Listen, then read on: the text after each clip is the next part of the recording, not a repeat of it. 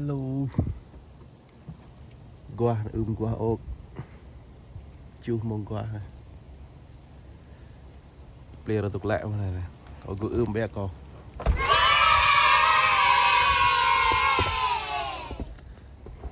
ple ra lưu bé thân này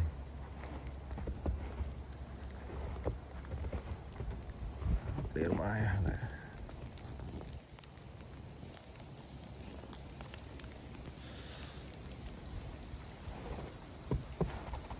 luôn sang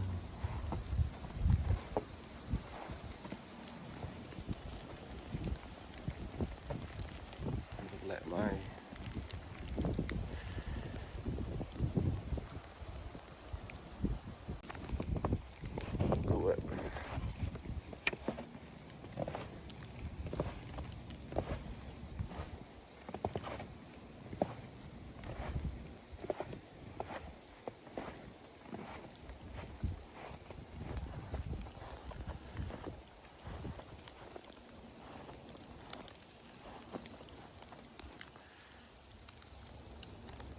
luôn sang nó làm nâng này sod như là gì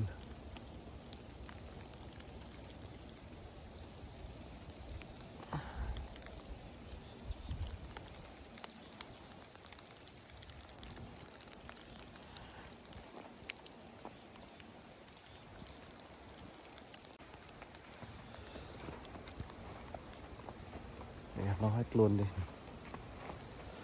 luôn dừng trong như lẹ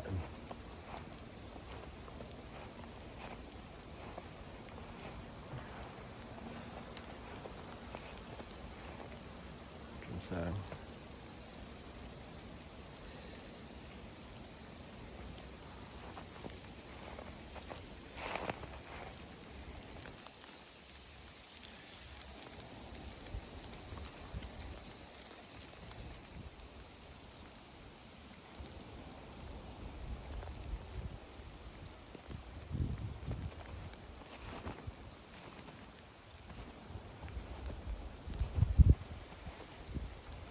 nắp sáng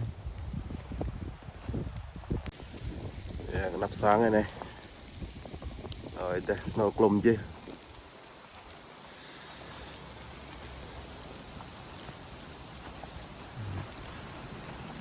nắp sáng này này rồi ắt vậy được lẹ vật đạm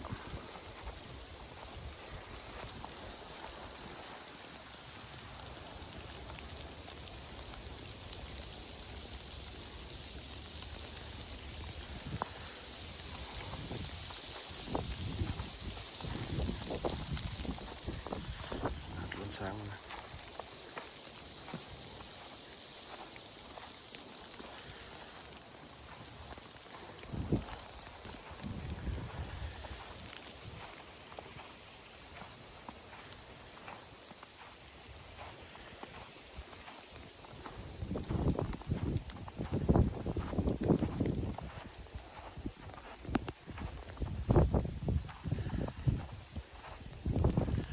Lần dân ta mới liệt lại thân này thân tên bẹ bẹ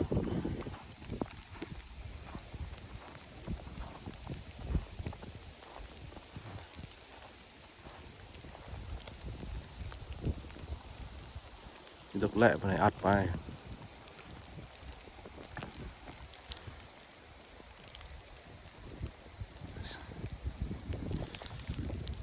thọ bò ra cởi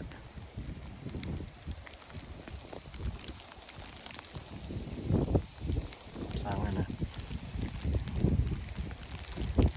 sáng mi ở yoga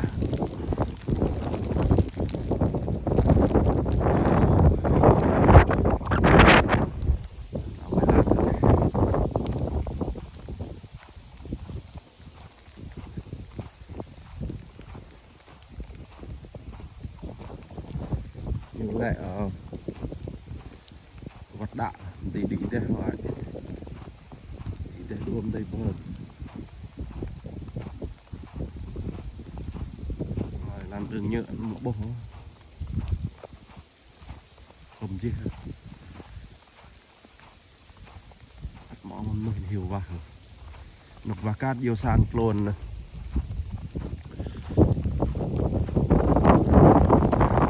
hiểu vào mong người ra đây rồi đây đưa một lại mình đâm cái này bàn đi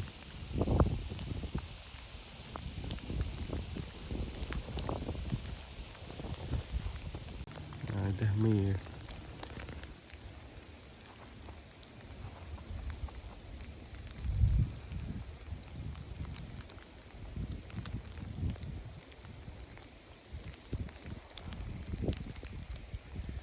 rekam je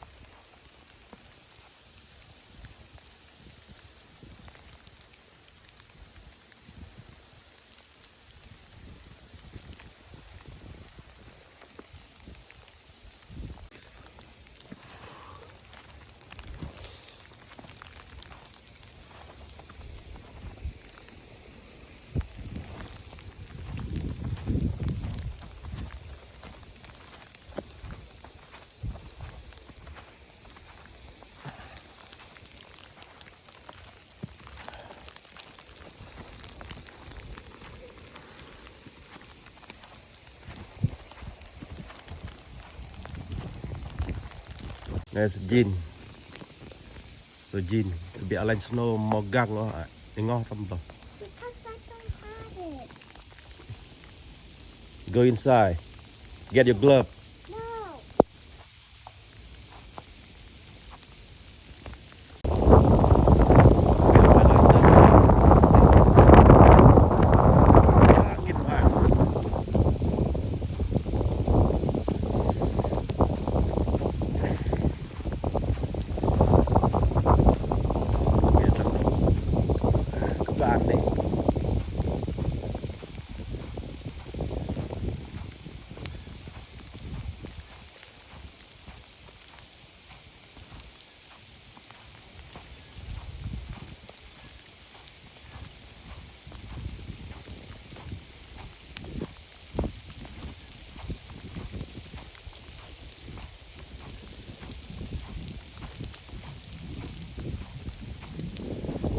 bàn này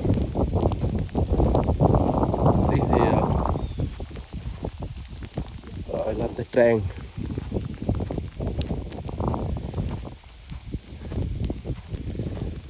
đây.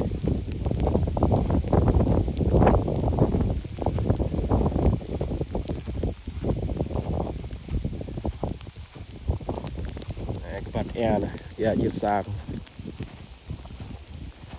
e bar là đi calm đi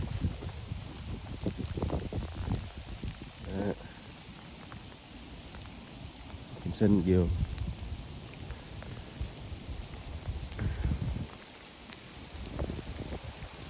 tiếp luôn giờ sáng rồi này là cái dòng tàu ấy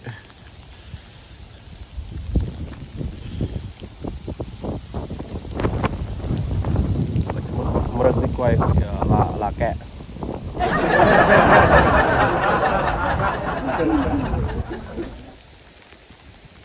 mồm nơi họ giờ có bị sang mà này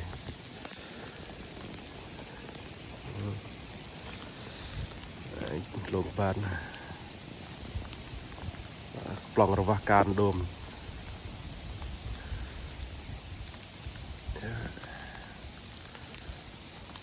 ya nó này như nào cơ bịa ra đâm nó prong cái đi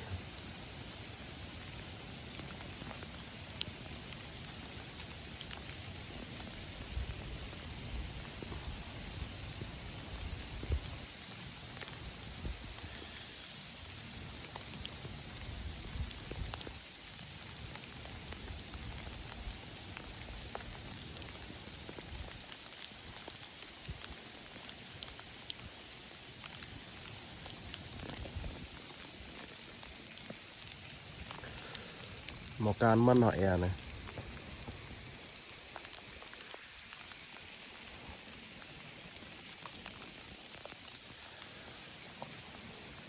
là vết phá sang này ắt bài một găng lại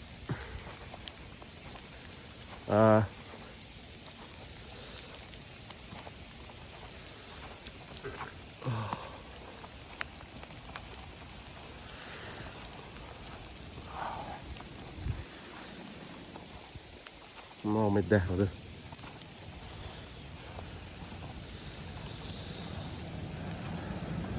Good morning. Mì nó như nào?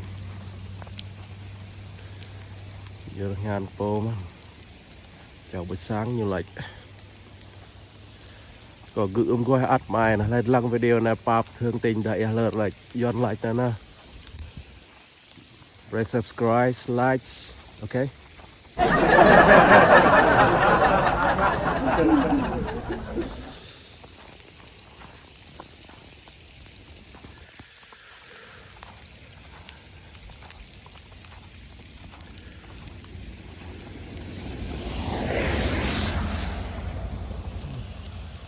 Thì để prong sang nằm đây hui ốc bẹc bật tạch thì để điết nhị đuông bờ